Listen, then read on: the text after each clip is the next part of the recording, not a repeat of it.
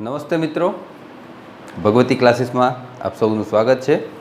આજે આપણે ઇંગ્લિશ ગ્રામરની શરૂઆત કરવા જઈ રહ્યા છીએ. બહુ એકદમ સિમ્પલ રસ્તે, એકદમ સરળતાથી, બને એટલું સાદી ભાષામાં હું તમને સમજાવવાનો પ્રયત્ન કરીશ. જો તમે પ્રોપર મેથડથી ભણો તો ઇંગ્લિશ ગ્રામર જેટલું લાગે છે એટલું અઘરું નથી. એનું વેઇટેજ કેટલું છે એ તો તમને બધાને ખ્યાલ છે.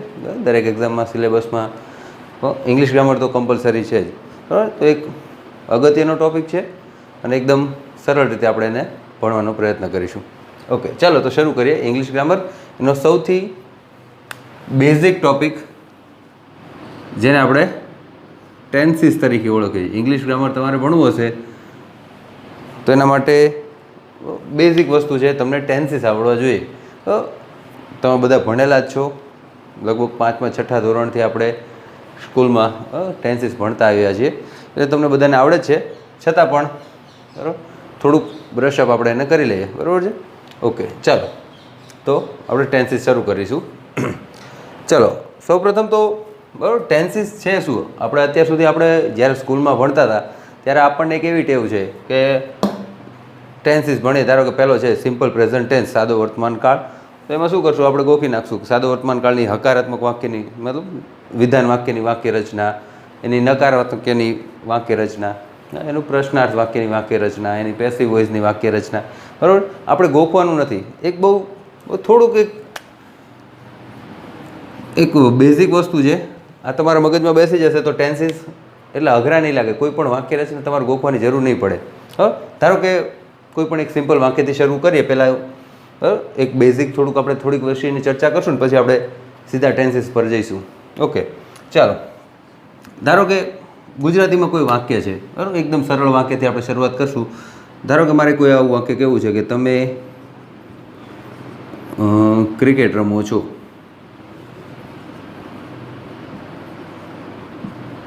એક સિમ્પલ એક્ઝામ્પલથી આપણે શરૂઆત કરીએ. ગુજરાતીમાં વાક્ય રચના કઈ રહી છે? ગુજરાતીમાં તમને બધાને ખ્યાલ આવશે. વાક્યમાં મુખ્ય 3 ઘટકો હોય: કર્તા, કર્મ અને ક્રિયાપદ. બરાબર, ગુજરાતીમાં, ઇંગ્લિશમાં, કોઈ પણ ભાષામાં. એમાં ગુજરાતીમાં વાક્ય રચના કેવી છે? કોઈ પણ વાક્યની શરૂઆત આપણે હંમેશા ક્યાંથી કરીએ? કર્તાથી. બરાબર, પછી આપણે કર્મ લખીએ છીએ અને ગુજરાતી વાક્યમાં હંમેશા ક્રિયાપદ જે છે એ અંતે આવશે. ક્રિયાપદ એટલે ખ્યાલ આવશે ને? કોઈ પણ જે આપણે ક્રિયાઓ કરીએ છીએ, જે કાર્ય કરીએ છીએ, લખવું, વાંચવું, ભણવું, રમવું, બેસવું, ઉઠવું, બોલવું, ભણવું, આ બધી શું કહેવાય? ક્રિયા કહેવાય. ગુજરાતીમાં તમે વાક્ય બોલશો તો હંમેશા ક્રિયાપદ ક્યાં આવશે? વાક્યના અંતે આવશે. બરાબર, હિન્દી છે ધારો કે, તો હિન્દીની વાક્ય રચના સેમ છે. જે સિક્વન્સ છે કર્તા, કર્મ અને પછી ક્રિયાપદ. હિન્દીમાં પણ આ જ વાક્ય. એટલે આપણને શું થાય કે કોઈ ગુજરાતી વાક્ય આપ્યું હોય ને એનું હિન્દી બનાવતા તમને આવડશે. બરાબર, એમાં કોઈ તકલીફ નહીં પડે, કારણ કે બેની વાક્ય રચના સેમ જ છે.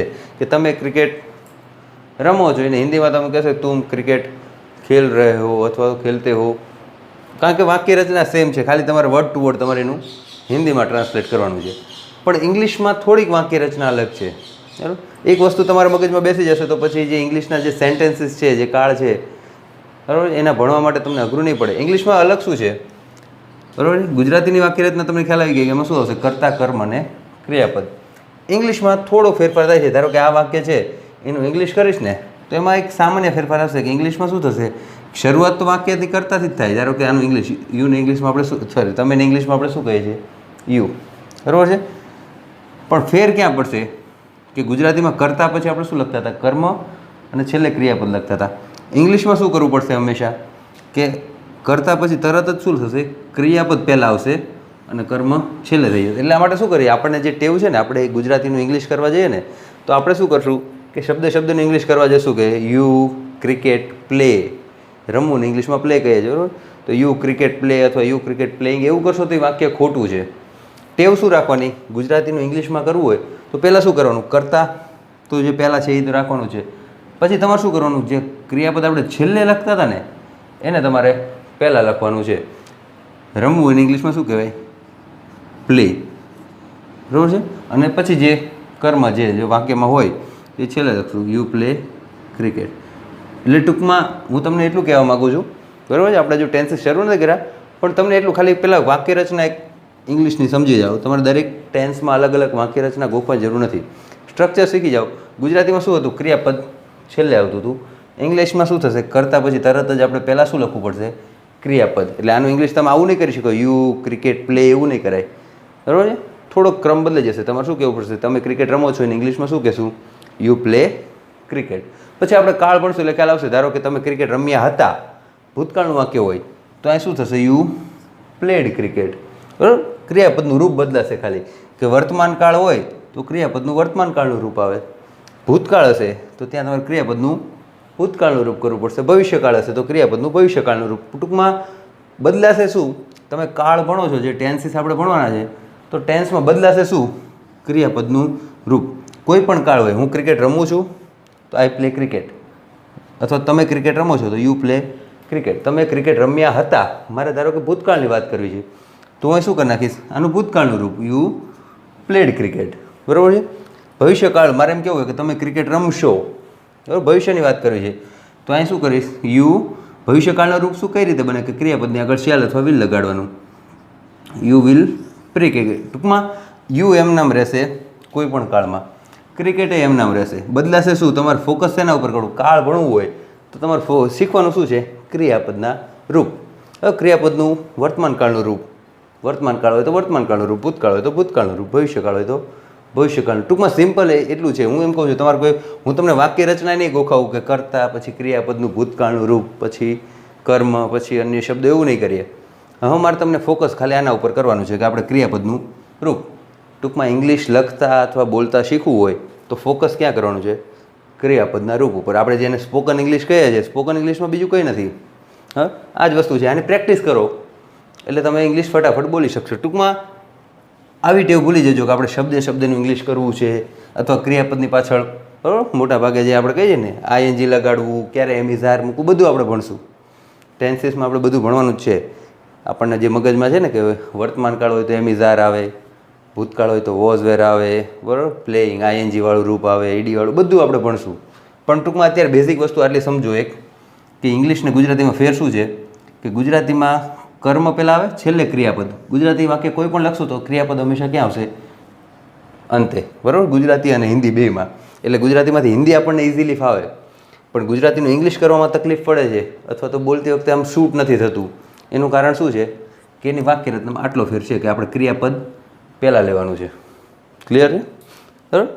ચાલો થોડાક એક્ઝામ્પલ લઈ લે, તમને વધારે ખ્યાલ આવશે. જાતે ટ્રાય કરજો, બરાબર. હું ગુજરાતીમાં કોઈ પણ વાક્ય લખું, તમે જાતે એને ઇંગ્લિશમાં બનાવવાની ટ્રાય કરજો. ધારો કે કોઈ પણ એક વાક્ય લખું, સિમ્પલ વાક્ય જ લખું છું અત્યારે તો, પછી આપણે ટેન્સ ભણશું, પછી આપણે એમાં અલગ અલગ રીતના વાક્ય આપણે ભણશું, બરાબર છે. અને આ ટેન્સીસ એક વસ્તુ આવડશે, બરાબર. હું આટલું ફોકસ આના ઉપર એટલું ભાર એટલા માટે આપું છું, છે બેઝિક વસ્તુ, પણ આમાં આપણે એટલા માટે ભાર આપું છું, ટેન્સીસ એક વખત આવડશે તો એના ઉપરથી ગ્રામરનો કોઈ પણ ટોપિક, એક્ટિવ પેસિવ હોય, ડાયરેક્ટ ઇનડાયરેક્ટ હોય, ક્વેશ્ચન ટેગ હોય, WH ક્વેશ્ચન હોય, બરાબર, ડિગ્રી ઓફ કમ્પેરિઝન, કોઈ પણ વસ્તુ ઇઝીલી આવડશે. એના માટે પહેલાં તમારે સેન્ટેન્સીસ લખતા તો શીખવું પડશે, તો એના માટે આપણે આ ટેન્સીસ ભણવાના છે. સિમ્પલ. ચાલો ધારો કે એક ગુજરાતી વાક્ય આપું છું, ઇંગ્લિશમાં એને કન્વર્ટ કરવાનો પ્રયત્ન કરજો. ધારો કોઈ પણ વસ્તુ, કે મારે એમ કેવું છે કે હું,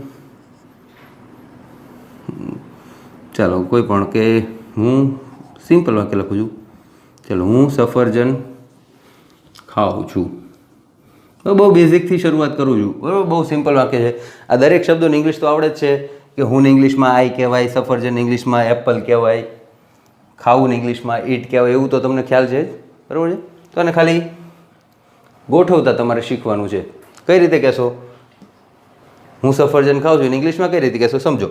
શરૂઆત તો કરતા જ તે હું ઇંગ્લિશમાં શું કહીએ છીએ આપણે, આઈ, એ તો સેમ રહેવાનું છે. ફેર ક્યાં પડશે, કે પહેલાં ગુજરાતીમાં આપણે જે પહેલાં સફરજન અને પછી ખાઉં છું એવું બોલતા હતા, એને બદલે ક્રિયાપદ આપણે પહેલાં લેવાનું છે. આપણે પહેલાં શું લખશું, ઈટ, બરાબર. આ ઈટ અને સફરજન એટલે એન એપલ.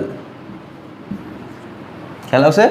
તો આને ઇંગ્લિશમાં કહીએ આઈ એપલ ઇટિંગ, એવું નથી કરવાનું, બરાબર. શબ્દનું ઇંગ્લિશ નહીં કરવાનું. ટૂંકમાં એટલું સમજજો કે ગુજરાતીમાંથી ઇંગ્લિશ કરવું હોય તો આપણે શબ્દ વર્ડ બાય વર્ડ નહીં જઈએ, બરાબર છે.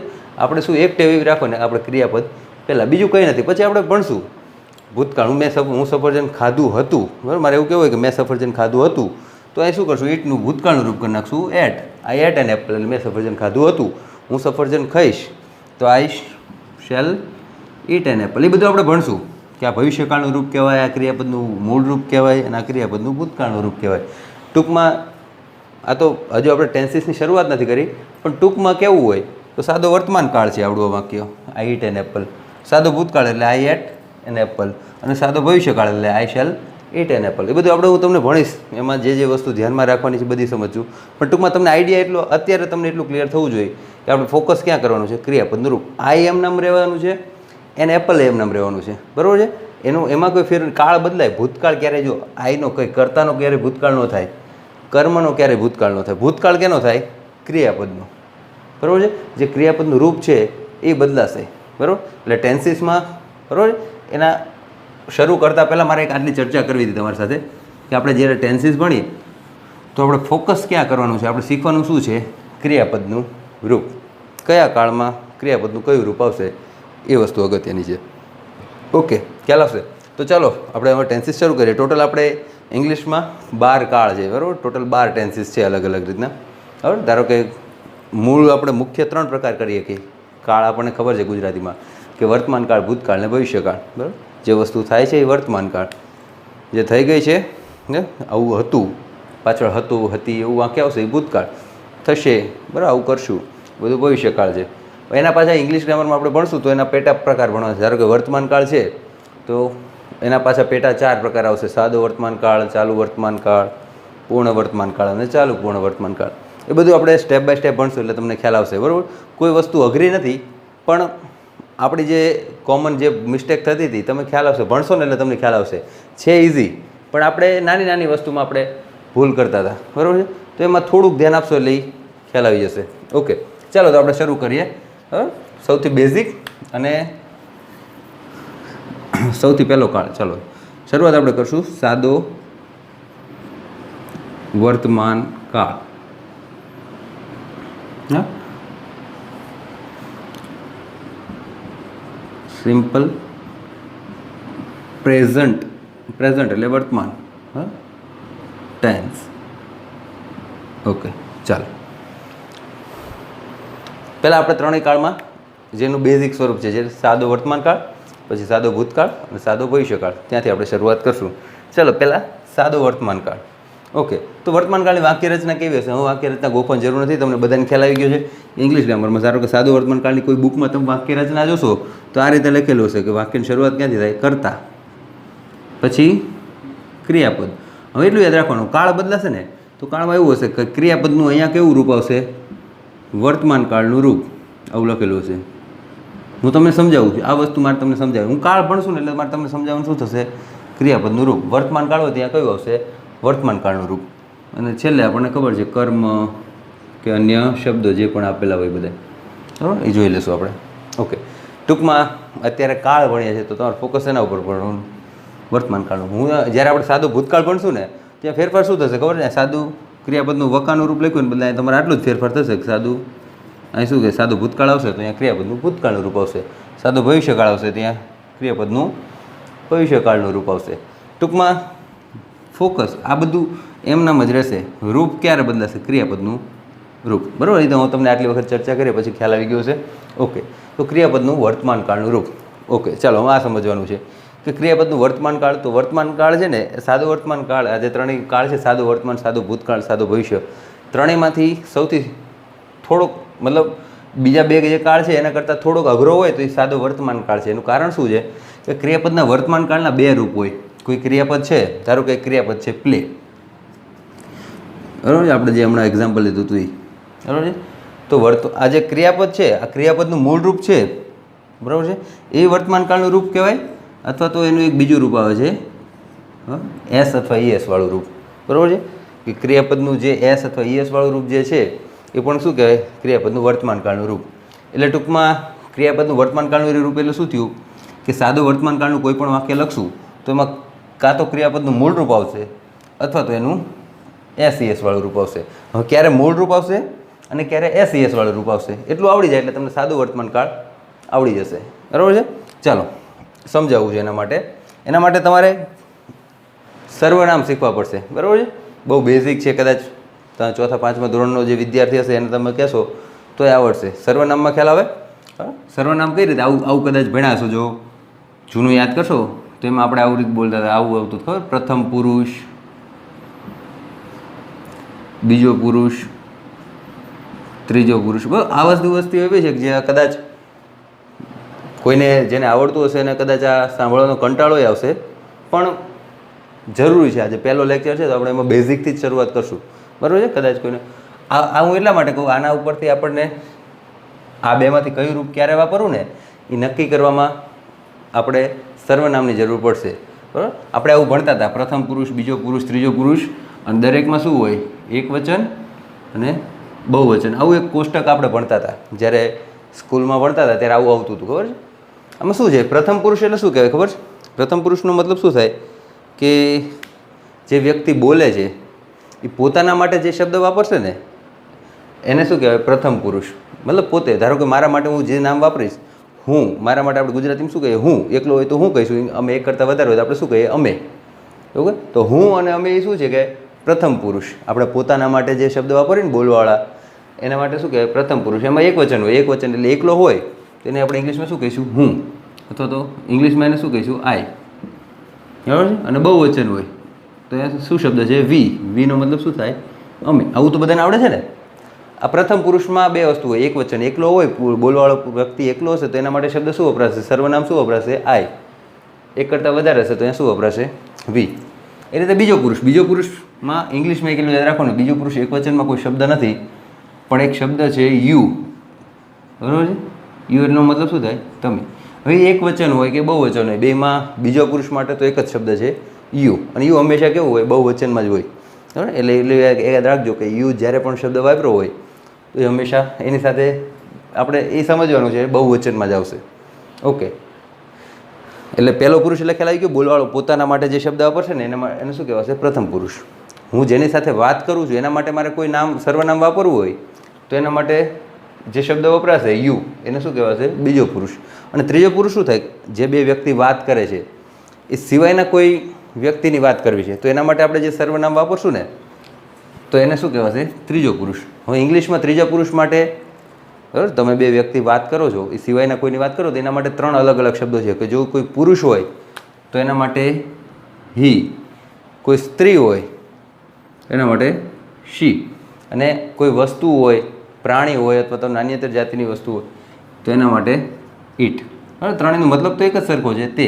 બરાબર છે. કોઈ છોકરો હોય તો એના માટે હી, છોકરી હોય તો શી, અને કોઈ વસ્તુ હોય તો ઈટ. બરાબર, એટલે આ 3, ત્રીજો પુરુષ એક વચનમાં શું આવશે, હી, શી અને ઈટ. અને એક કરતાં વધારે હોય તો એના માટે શબ્દ છે તે. ધ્યેયનો મતલબ શું થાય, તેવું. ચલો, બરાબર, આ એક થોડીક ટોપિકથી સાઈડની ચર્ચા હતી.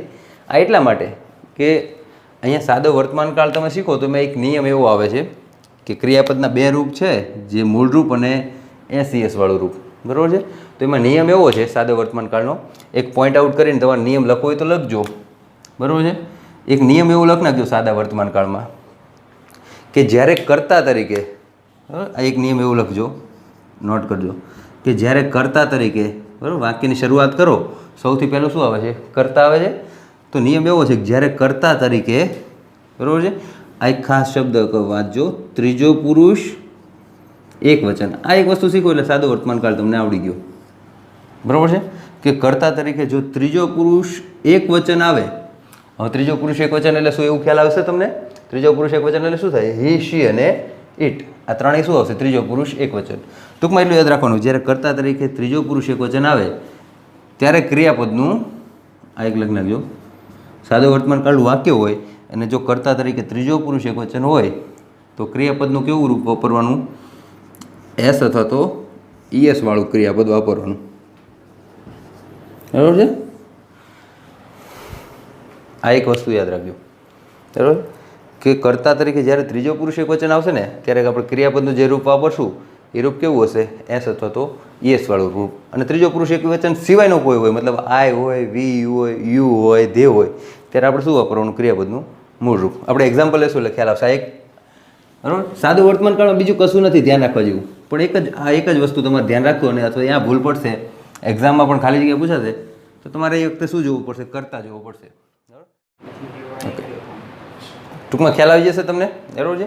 કે સાદા વર્તમાનકાળમાં ધ્યાન એટલું જ રાખવાનું છે કે હી, શી અથવા તો ઈટ જ્યારે પણ કર્તા તરીકે તમને આમાંથી કોઈ દેખાશે, હી, શી, ઈટ હોય તો તમારે શું કરવું પડશે? અહીંયા ક્રિયાપદનું જે રૂપ છે, વર્તમાન કાળના ક્રિયાપદના બે રૂપ કીધા કે કોઈ પણ ક્રિયાપદ છે એનું મૂળ રૂપ અથવા તો એનું એસ વાળું રૂપ. ધારો કે આ ઈટ છે એ પણ વર્તમાન કાળનું રૂપ છે અને ઇટ્સ આ વર્તમાન કાળનું રૂપ છે. તો ક્યારે ઈટ વાપરવું, ક્યારે ઇટ્સ વાપરવું, આ વસ્તુ એક તમારે શીખવાની છે, બરાબર છે. ધારો કે એ કેના ઉપરથી નક્કી કરશું? તો એના માટે આપણે નિયમ લખાયો કે જે કર્તા છે, વાક્યની શરૂઆત ક્યાંથી થાય છે? કર્તાથી. તો વાક્યની શરૂઆતમાં જે કર્તા આવે છે એ જો ત્રીજો પુરુષ એકવચન હોય, ત્રીજો પુરુષ એકવચન એટલે બધાને ખ્યાલ આવી જશે, હી શી ઇટ, અથવા તો એક બાજુ બોક્સ કરીને તમે આવું લખી નાખજો, બરાબર. ત્રીજો પુરુષ એકવચન કોને કહેવાશે? કે હી શી ઇટ. સાદો વર્તમાન કાળ ભણતા હોય તો એક બાજુ ગોખી નાખજો. અથવા આમાં એક વસ્તુ ઉમેરજો કે સર્વનામ, 3 સર્વનામ છે, હી શી અને ઇટ, આ 3 હોય તો ત્રીજો પુરુષ એકવચન છે. એ સિવાય જો કોઈનું નામ આપેલું હોય તો નામ પણ ત્રીજો પુરુષ એકવચન કહે. ત્રીજો પુરુષ એટલે ખ્યાલ આવશે ને? આપ જે બે વ્યક્તિ વાત કરીએ, આપણે બે વાત કરીએ છીએ તો એ સિવાયનો જે છે વ્યક્તિ એને શું કહેવાશે? ત્રીજો પુરુષ, બરાબર છે. એટલે ત્રીજો પુરુષનું આપણે એનું નામ લઈને બોલાવી શકીએ કે રાહુલ ક્રિકેટ રમે છે, સચિન ક્રિકેટ રમે છે. ટૂંકમાં આમાંથી કંઈ તમને દેખાય, હી શી ઇટ અથવા તો વ્યક્તિનું નામ. જો કર્તા તરીકે આમાંથી કંઈ આવે, હી શી ઇટ ને નામ, આ એક ગોખી નાખ્યું, બરાબર. ત્યારે આપણે શું વાપરવું પડશે? કે જે ક્રિયાપદ હોય એનું એસ અથવા તો ઈએસ વાળું રૂપ, અને એ સિવાય હોય તો ક્રિયાપદનું મૂળ રૂપ. મતલબ એ સિવાય એટલે કોઈ પણ પહેલો પુરુષ હોય, આઈ, વી, યુ, ધે, પહેલો પુરુષ, બીજો પુરુષ, બહુવચન, બરાબર, જે પણ હોય એમાં આપણે શું વાપરશું? ક્રિયાપદનું મૂળ રૂપ. એટલે સાદો વર્તમાન કાળ ખ્યાલ આવી ગયો. સાદો વર્તમાન કાળ વાક્યરચના તમને લખાઈ હતી, ક્રિયાપદનું મૂળ રૂપ અથવા તો એસઈએસ વાળું રૂપ, જેને આપણે ક્રિયાપદના વર્તમાન કાળના બે રૂપ છે. ક્યારે ઈટ વાપરવું, ક્યારે ઇટ્સ વાપરવું ખ્યાલ આવશે. ધારો કે મારે આવું કહેવું હોય ને કે હું સફરજન ખાઉં છું તો આવું કહેવાય, આઈ ઈટ એન એપલ, બરાબર છે. પણ એના બદલે મારે એમ કહેવું હોય કે તમે સફરજન ખાવ છો, સોરી તમે ખાવ છો તો યુ ઈટ એન એપલ, એ તો ખ્યાલ છે. પણ એ સિવાય મારે કોઈ કહેવું હોય, કોઈનું નામ લઈને, અથવા તો આમાંથી કોઈ વ્યક્તિની વાત છે, કોઈ સ્ત્રીની વાત છે. ધારો કે મારે એમ કહેવું હોય કે તેણે સફરજન ખાય છે તો શી ઈટ એન એપલ, આ વાક્ય ગ્રામરની દ્રષ્ટિએ ખોટું પડે. શી સાથે તમે ઈટ ના વાપરી શકો, અહીંયા તમારે શું કરવું પડે? ઇટ્સ. ખ્યાલ આવે? શું કામ? કે આપણે નિયમ છે ત્રીજો પુરુષ એકવચન આવે તો અહીંયા ક્રિયાપદનું કેવું આવશે? એસ અથવા તો ઈએસ વાળું રૂપ આવશે. હવે ક્યારે એસ વાપરો, ક્યારે ઈએસ લગાડવો, બરાબર છે. કે આપણે કીધું એસ ઈએસ વાળું રૂપ, તો ક્યારે એસ અને ક્યારે ઈએસ લગાડવો એવું તો તમને ખ્યાલ આવશે. હવે એ તો બહુવચનના નિયમ એવું હોય તો એક વખત જોઈ લઈશું આપણે, બરાબર છે. સિમ્પલ જે બહુવચનના નિયમો છે ને એવું નિયમ આ ક્રિયાપદના રૂપમાંય છે. ક્યાં એસ લાગે તો ઓલું સિમ્પલ એક આવો નિયમ છે, એક બાજુ લખવું લખી નાખજો કે જે ક્રિયાપદ છે એના છેડે એનું સ્પેલિંગ જે હોય એમાં છેડે જો ઓ, એક્સ, એસએચ, સીએચ, બરાબર છે, ઝેડ, ડબલ એસ, આવું કોઈ આવતું હોય, આમાંથી કોઈ શબ્દ આવતો હોય, બરાબર છે, તો અહીંયા તમારે શું લગાડવું પડશે? ઈએસ. અને બાકીનામાં સામાન્ય રીતે એસ લાગે, બરાબર છે. બહુવચનના નિયમ છે એવા જ નિયમ છે. એ સિવાય નિયમ છે વાય અને, બરાબર છે, એફ વાળો, મતલબ કે જો ક્રિયાપદના છેડે વાય આવતો હોય અને વાયની આગળ વ્યંજન હોય તો એનો આઈ કરીને ઈએસ થાય, અને વાયની આગળ સ્વર હોય તો ખાલી એસ લાગે. એવા બધા નિયમ છે. આપણે એવું હોય તો એક વખત એનો અલગ લેક્ચર લઈ લઈશું. અત્યારે બહુ એનો સમય નથી બગાડતા, બરાબર છે. બહુવચનના નિયમ હોય તો તમે જાતે વાંચશો તો પણ ખ્યાલ આવી જશે, બરાબર. એવું હોય તો એ હોમવર્કમાં લઈ લો. હોમવર્કમાં તમારે નક્કી કરવાનું છે, બરાબર છે, કે ક્યારે એસ લગાડશો ને ક્યારે ઈએસ લગાડશો. એની સામાન્ય ચર્ચા તમે કરી છે, થોડુંક સર્ચ કરશો એટલે તમને વધારે ખ્યાલ આવશે. ઓકે, ચાલો. તો હું કોઈ પણ વાક્ય આપું તો ખ્યાલ આવશે, બરાબર. તમે ક્યારે આવું નહીં લખી શકો કે આઈ ઇટ્સ એન એપલ, તો વાક્ય ગ્રામરની દ્રષ્ટિએ ખોટું છે. તમને આવું કહેશે કે એક્ઝામમાં આવું પણ પૂછી શકે, બરાબર. કે આવું હોય કે હવે આપણે ફાઇન્ડ ધ, આમાં ફોલ્ડ ક્યાં છે એવું કેવું તમને 4 ઓપ્શન આપે, એ, બી, સી અને ડી. વાક્યના 4 ભાગ આપેલા છે, આમાંથી કયા ભાગમાં ભૂલ છે તો આપણને ખ્યાલ આવશે, બરાબર છે. કયા ઇટ્સ ખોટું છે. આ યારે તમે ઇટ્સ ના લખી શકો. ઇટ્સ ક્યારે લખાય? હી શી ઇટ ને કોઈનું નામ હોય તો. ખ્યાલ આવશે આટલું, બરાબર. બેઝિક વસ્તુ છે, બરાબર, સિમ્પલ છે, ખ્યાલ આવી જશે. ઓકે, એટલે સાદો વર્તમાન કાળમાં ખ્યાલ આવી ગયો. ક્રિયાપદનું કાં તો મૂળ રૂપ મૂકશું અથવા તો એસઈએસ વાળું રૂપ. ક્યારે એસઈએસ વાળું રૂપ આવશે? કે જો વાક્યની શરૂઆત જે કર્તાથી થાય છે, કર્તા તરીકે હી શી ઇટ અથવા તો કોઈનું નામ હોય ત્યારે. ખ્યાલ આવશે ને? આવું મારે એવું કેવું હોય કે તમે ક્રિકેટ રમો છો. આ બે વાક્યનું ઇંગ્લિશ કરો ચાલો તમારી જાતે. અને બીજું એક વાક્ય આવું કહું કે સચિન ક્રિકેટ રમે છે. આ બેનું ઇંગ્લિશ કરશો એટલે તમને ખ્યાલ આવી જશે કે હું શું કહેવા માગું છું, અથવા તો સાદા વર્તમાન કાળમાં ફર્ક ક્યાં પડે છે. ખ્યાલ આવશે.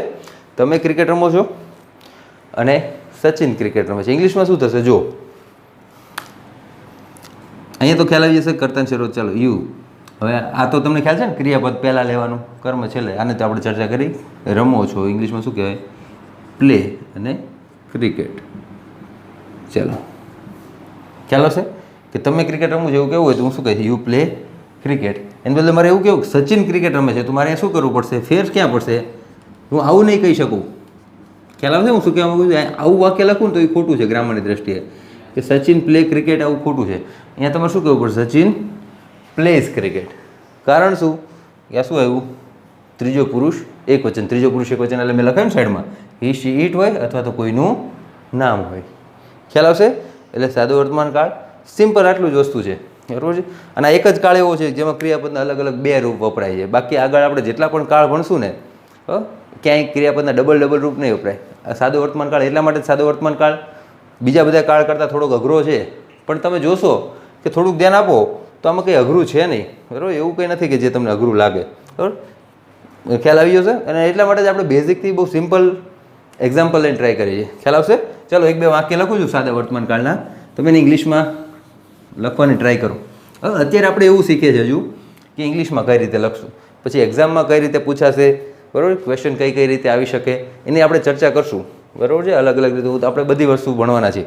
અત્યારે તમારા મગજમાં જે ડાઉટ હોય, તમને એવું હોય કે આપણે વર્તમાન કાળમાં તો એમિઝાર મૂકતા હતા, બરાબર, આઈએનજી લગાડતા હતા, તો એ બધું ક્યારે આવશે એ બધું આપણે ભણશું, બરાબર છે. એની ચર્ચા કરશું આપણે આગળ. દરેક વસ્તુ આપણે કવર કરશું, પણ અત્યારે ખાલી એટલું ધ્યાન રાખો, સાદો વર્તમાન કાળ તમારે એટલું યાદ રાખવાનું, કાં તો ક્રિયાપદનું મૂળ રૂપ આવે અથવા તો એસઈએસ વાળું રૂપ આવશે. ક્યારે મૂળ રૂપ આવે, ક્યારે એસઈએસ વાળું, બરાબર છે. હવે તમને ક્લિયર થઈ જવું જોઈએ. એક બે વાક્ય લખી નાખો. ધારો કે મારે એવું કેવું હોય કે